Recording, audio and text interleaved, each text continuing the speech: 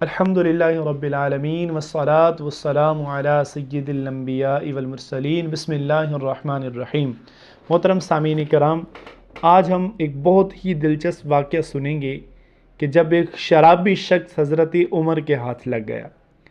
خلیفہ ثانی حضرت سیدنا عمر بن خطاب رضی اللہ تعالیٰ عنہ اسلام کے معاملے میں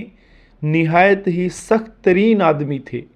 کہ اگر کوئی بھی بندہ اسلام کے خلاف ورزی کرتا، کسی قانون کو توڑتا تو آپ اسے فوراً سزا دیتے تھے۔ ایک مرتبہ ایک جوان شخص، اس کے ہاتھ میں شراب کی بوتل ہے اور وہ مدینے کی گلیوں سے چلتا ہوا جا رہا ہے اور سامنے سے حضرت سیدنا عمر بن خطاب آ گئے۔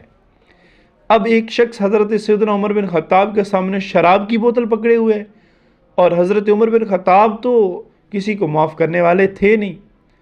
آپ نے اس شخص سے پوچھا کہ بتا تیرے ہاتھ میں کیا ہے؟ اب وہ بندہ ڈرنے لگا کہ آج تو میری خیر نہیں،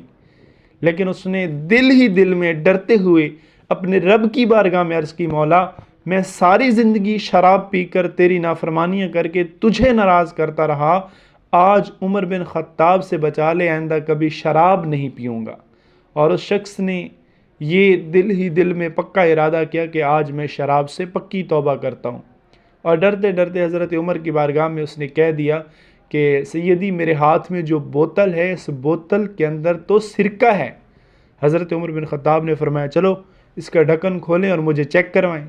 اب وہ جوان شخص جس کے ہاتھ میں شراب کی بوتل تھی، بچنے کے لیے سرکے کا کہہ دیا، اس نے ڈرتے ڈرتے جیسے وہ بوتل کھولی تو اس کی توبہ کی برکت سے اللہ پاک نے اس شراب کو سرکے میں بدل دیا تھا، اور جیسے حضرت عمر بن خطاب نے اس کو چیک کیا، ٹیسٹ کیا تو واقعی میں سرکہ تھا۔